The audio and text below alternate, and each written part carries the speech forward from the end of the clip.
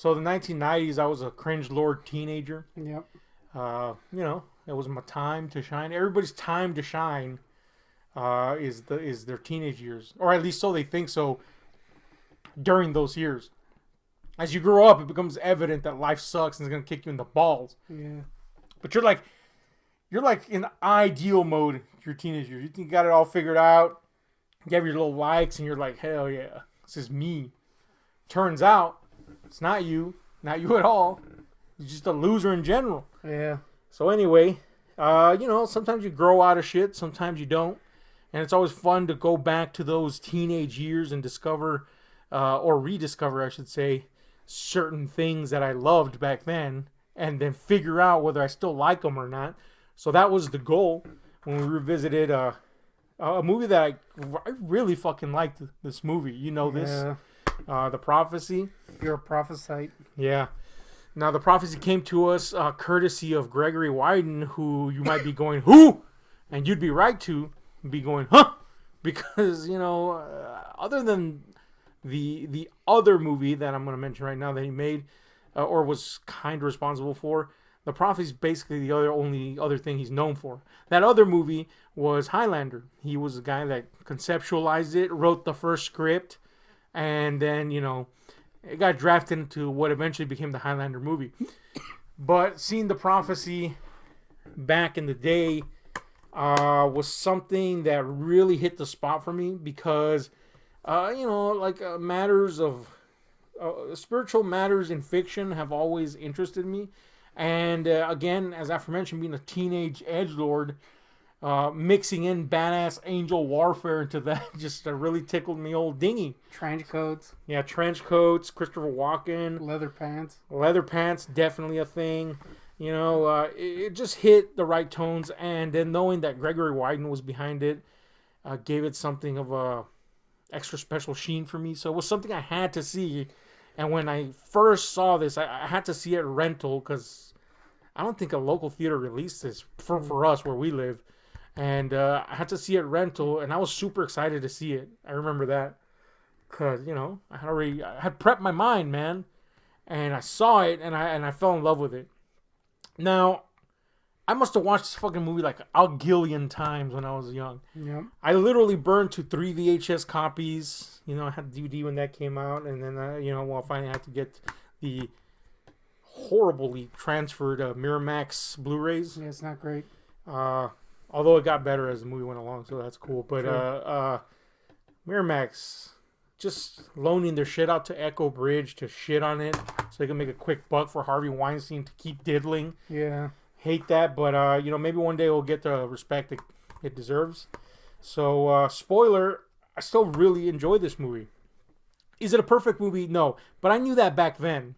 In my heart of hearts, I knew that back then as much as I loved it. I knew that it had flaws. But it's a movie just like Highlander, which has a lot of flaws, that there's something there that just keeps you coming back. At least me. I think Gregory Wyden's bread and butter is that he can create a storyline with characters that have some sort of like mythical feeling to them. There's a mythos that you can chew into, that your brain can fill in gaps for, that makes things seem bigger than they actually are. With Highlander, which had a, relatively large budget, as far as those things go for its time. This one had a smaller budget, and it's a good example of what you can do with more of an insinuation of things rather than just showing things. So if you haven't seen The Prophecy, this is about a second war in heaven, that took place after Lucifer and his angels were cast down to earth for their rebellion. There was a second rebellion led by the Archangel Gabriel, played by Christopher Walken, with that Walkenian aplomb that he is known for, aka he's just Christopher Walken. Yeah, pretty much. Led by the Archangel Gabriel, and basically he is somewhat jealous of the human race's status once they pass away. So he revolts against God in a bid to keep heaven for just angels. As a result, all prophecy, people going to heaven, the end of the world, etc., is put on an indefinite stop because, you know, you got to get this shit out of the way first. And thus, we were thrown into the mix. The weird thing is that should be like a recipe for like epic angelic ass kicking, but it's kind of not. It's actually the exact opposite of what you would think that kind of movie would carry. It's not like 3 dudes walking around a desert for Yeah. an hour and a half. Part of this movie is a crime thriller styled movie. The other part is like this weird spiritual desert journey movie. And the other part's Eric Stoltz being a creepy, suggestive necrophiliac that likes kids. Yeah, it wasn't. Like, if they hadn't put the intro to this movie, which is kind of like an exposition intro that explains what's going on, Eric Stoltz's angelic character, which is a good angel, would just seem like a weird sex creep in this movie. Yeah, dude. I wonder if Harvey Weinstein put that in there. Definitely did. Anyway, this movie was actually produced outside of the creepy hands of Harvey Weinstein. It was an independent movie that got bought by the Weinsteins. Whether they, as they used to do quite often, added stuff to it or took away, I don't know. There's some parts in the movie which suggest that something is missing here and there. Like at the beginning when we first see Eric Stoltz's benevolent angel, he encounters / confronts our hero, the cop played by Casey Jones himself from Teenage Mutant Ninja Turtles. He confronts him in his own apartment, and there's like this standoff between them, and then it cuts to a malevolent angel doing his thing, but we never ever pick up on what happened at that apartment. Like, it's just like he was there, and then that's it. Like, we don't see him being chased away. We don't. The cop kind of doesn't really ever go, hey, remember that time? True. It's just kind of, there's little things here and there that suggest that some things were clipped out, maybe for time or maybe because somebody didn't like them or whatever. So I don't know. I don't know how involved the Weinsteins were once they bought it in changing things. We know they did that with a bunch of other movies. Yeah. They just decided, fuck it, throw some money at it and I can grope somebody and you can change some things and that's it.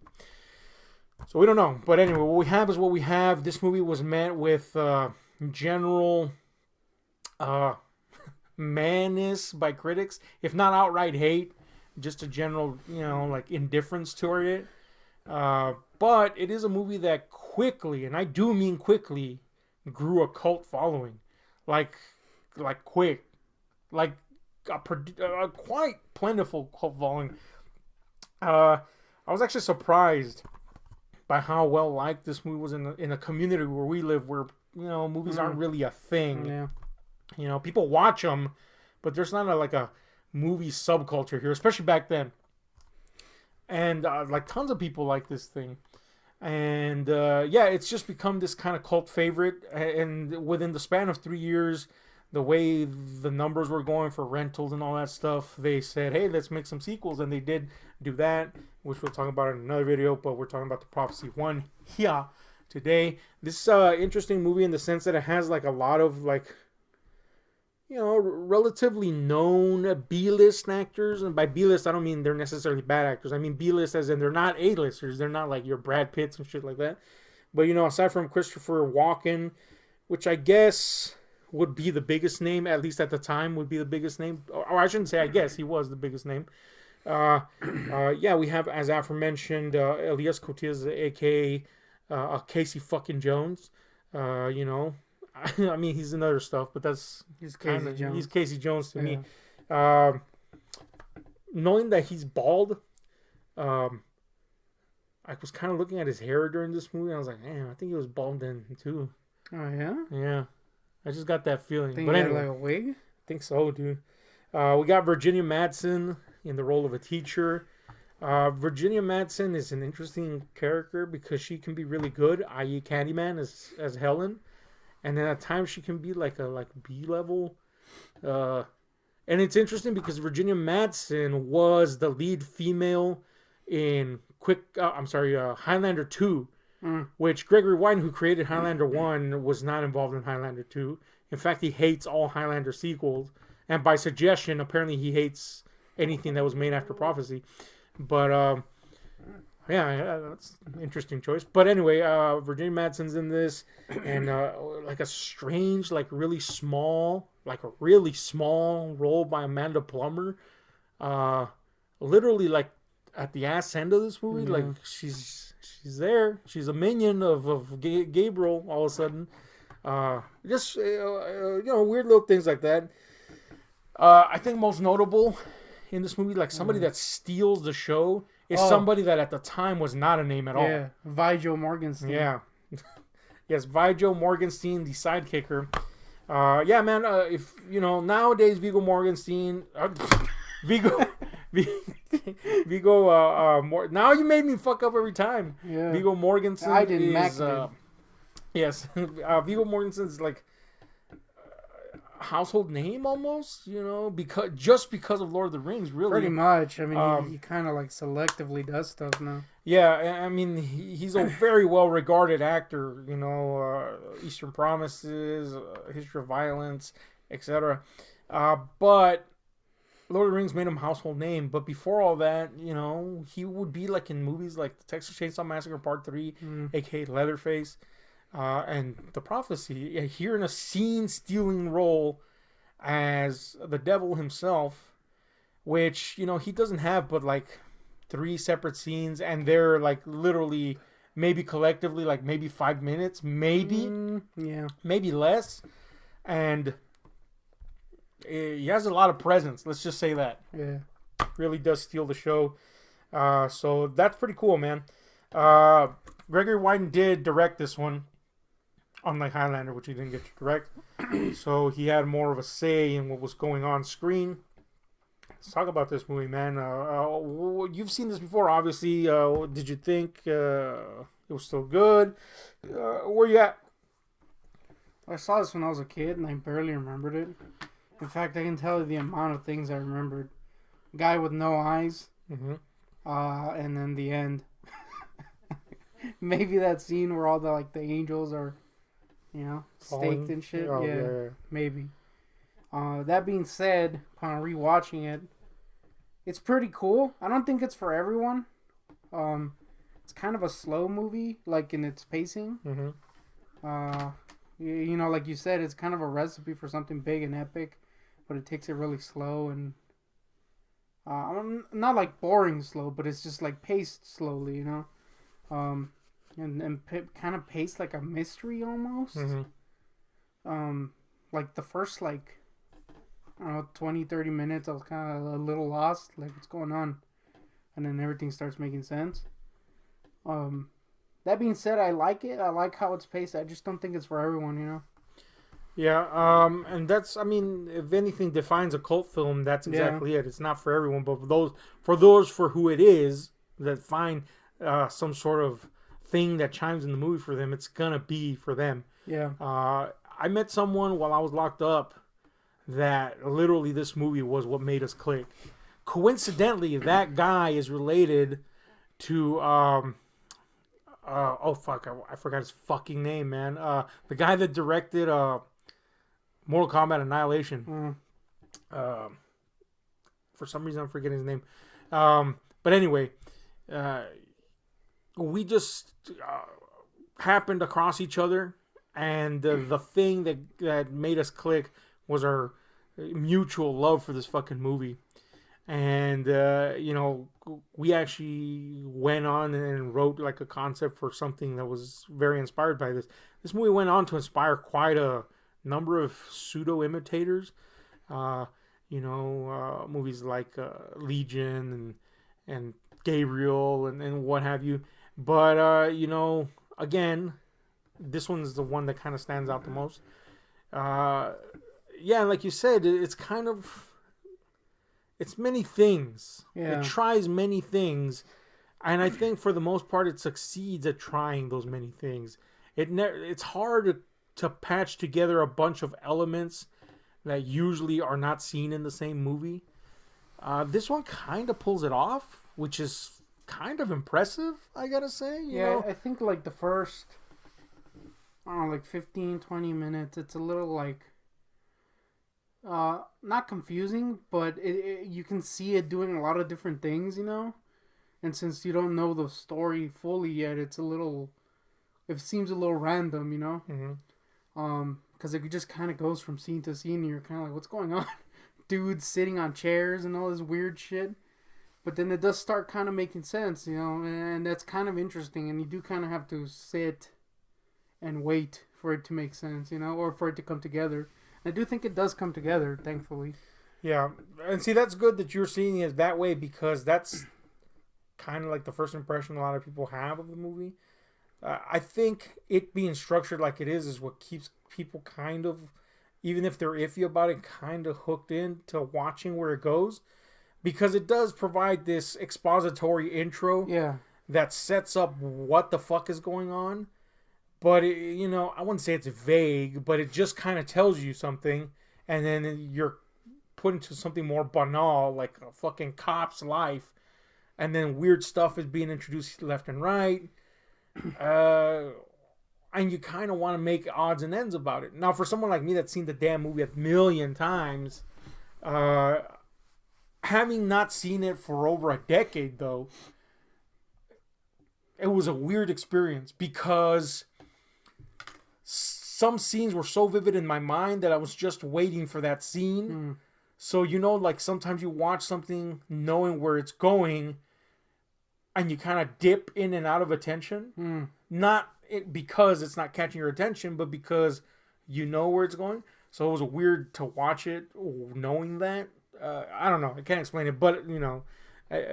So I'm glad that you at least watched in a way that was more like kind of pseudo-introductory to you, because it allowed you to experience it in a more pure way than I would, having ruined myself with it. Soiled myself. But yeah, man, it's a movie that lures you in with a concept. And, you know... Yeah, and I do think that if it didn't have that intro scene... Oh, it would have been fucking confusing as shit. It would have instantly lost people. Yeah. It's definitely a wise piece of exposition. Yeah. You know, to put that there is absolutely necessary, because it keeps you... It lets you know that each scene means something, even if you don't exactly know what at the moment, you know. And so that's cool. That is what you get through a lot of the first bit, is scenes that seem like they're random almost. But yeah, it does go somewhere, thankfully. Yeah. So let's talk about we can't super fairly judge this movie, because this was not a great transfer of it, but it was a better transfer than, say, like a VHS copy. So I guess there's that. This has kind of like a weird color palette. That mixed with the score in this, which is kind of like a choral, new agey, like sort of like synth beaty at times, a mix of elements with some hardcore ass Indian drums. Yeah, towards the end. Yeah, it's kind of like much like it's structured. It's like a patchwork of things, you know, like the score, the cinematography. You know, sometimes it's this cold, kind of bluish tint. Sometimes it's like a warm, orangish brown tint when they're in the desert.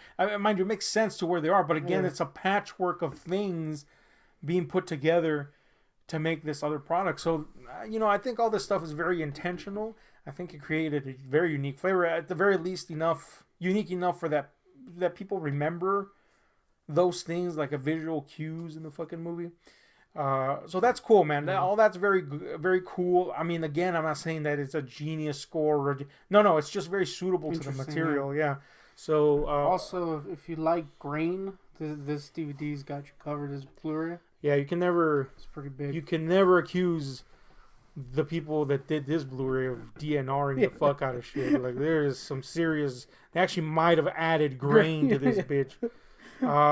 But you know, it looks better than the VHS. I'll grant it that. So, yeah, man. Give me something that you may not have been copacetic with in this fucking flick. I think just like I don't even want to criticize it, but it is it is something that you'll notice is just that fact that it's a little random at first. Mm-hmm. I think maybe I would say maybe if they had like, made a little more sense of those scenes, especially like the one you mentioned with the guy in his apartment. I don't know if you mentioned it in the video or before we did it, but anyway, No, if they had done a little bit more to piece those together, it would have probably helped. But ultimately it works, so I can't even really complain too much about it. yeah. Personally, me, it's only that one scene that's always like Yeah. confounded me. Like, what was there something there, or did I miss something? And every time I try to look out for it, but it's at the beginning, so I was like, oh, wait a minute, what? Yeah. It's a weird little scene. Like, I mean, immediately the movie like goes into a direction afterwards, so you kind of forget about it, but it is always stuck out as odd to me.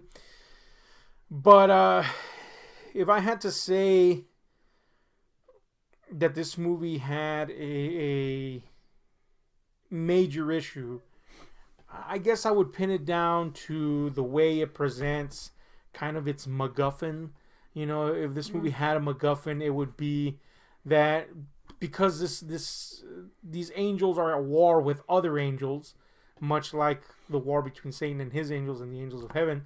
They're looking for a way to win this war, and they're both looking for basically a human soul that is so apt a leader at war, so cold and unforgiving and ruthless and cunning, that attaining that soul will help them win this war basically. And that's cool. That's a cool concept. That's a cool idea. It definitely it allows for the human element to come into play to the story, which is good. You want that. You can't just have angels punching each other in the face. So that's a good concept. When it's ultimately visually represented at the end, it's like this cute ass like monster. Yeah, this is supposed to be like the most evil soul on Earth, darkest soul of all time or whatever. Yeah. And then when it comes out of the little girl in this weird ass effect, it's like it's like a cute ghost from Ghostbusters or something. Yeah, you just want to pet it. It's like a cute little stop motion look. I don't know if it was stop motion or CG. Yeah, it was stop motion. It was very smooth. If it was just cute. You want to pet it. And then it gets beamed. Yeah, so that was kind of always weird to me. And I also felt that they could have done just a little bit more to show this person. Maybe show him before he was dead. I don't know. Something that would show how deceiving and cunning he was. We get a suggestion of that because the town that he lived in had no idea who he was. We get a suggestion, traces of that. And that's cool. I just think if this guy's so fucking pivotal and he's supposed to be like this bad motherfucker, we should have gotten a little bit more about that because, we live in a world where like Hitler existed and yet this guy is the most cunning and evil motherfucker. I mean, cunning, I'll grant him that, but like evil too on top of that. And then, I don't know. It was weird. I always found that weird the way they represented that. But, again, that's really no issue. I have really sincerely no issue with it. I just said if I had the bone to pick. Yeah, I think I was fine with it once they showed that that cute ass monster. No, the reel that showed his. Yeah. All that's cool. That's really cool. Because early on you're just like, what is this freaking dead ass dude getting kissed by fellas and shit? Mm-hmm. Thankfully, it does make sense. But yeah, once the cute monster comes out, you're like, dude, he's just a cute little guy. You really want to pet him. Yeah. So yeah, man. Now, again, this is not like a movie that's like that was destined for like greatness in anybody's eyes. I think everybody kind of knew they were making, like a culty B movie style movie. So the acting's not amazing from everybody, but I think the important ones do a great job. Christopher Walken, of course, is awesome. It does kind of have like a movie that you would see on TV. Not a TV movie, but like a movie that you would catch on TV kind of feel, Mm-hmm. And I think it does go along with those actors too. Like, especially the main guy. He's not great, but he's pretty good in the role. Chris Walken's pretty rad, though. And Viggo Mortensen is pretty badass. Yeah. I think the only ones that are lacking are there's a little girl in this that's pivotal to the plot. I mean, she's a little girl, Yeah. but she does, to be fair, way better than some younger actors do in movies. Yeah. But she could have been a little bit better, you know. But whatever, little girl, no big issue. Virginia Madsen is odd in this. You know, she's weird. She's definitely not Highlander 2 weird, but she's definitely not Candyman good. So, you know, a little off. But Eric Stoltz is Eric Stoltz as an angel, so that's a thing. But yeah, I think the important ones that matter really rise above, and I think that ultimately brings everybody else up to par. So, yeah, man, it's easy to see why this movie became a cult favorite, because there's so much going in its favor. It's a movie you root for, in spite of any potential pitfalls that might or might not come across. It's a movie, more importantly, that conceptually you want to dig into more. You know, you want to know more about the world that these characters live in, namely, you know, the angels, the background of that. It's a movie I remember, like, combing through, you know, on the forehead VCR and taking little symbols out and looking it up in, you know, dictionaries and stuff, and comparing to what the fucking, you know, mythology of the movie said versus what's actually said, etc. I think there's a word for that. It's a turbo nerd. Yeah, exactly. But that's cool, man. That's exactly what you want out of a movie. Dude, I just remembered something.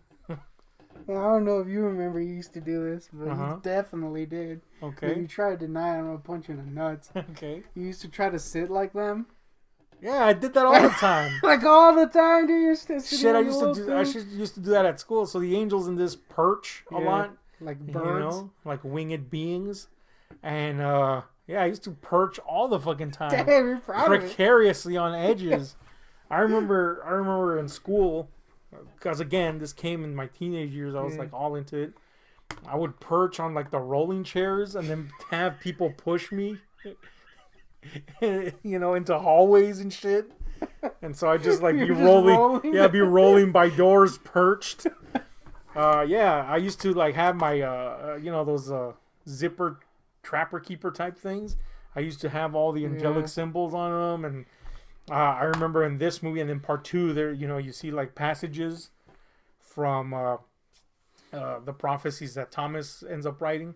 I would copy them, you know, like the weird you know, angelic script, and I would copy them, and other kids would have that weird S that everybody does, and you would have that. Yeah, I would have all that weird fucking esoteric script.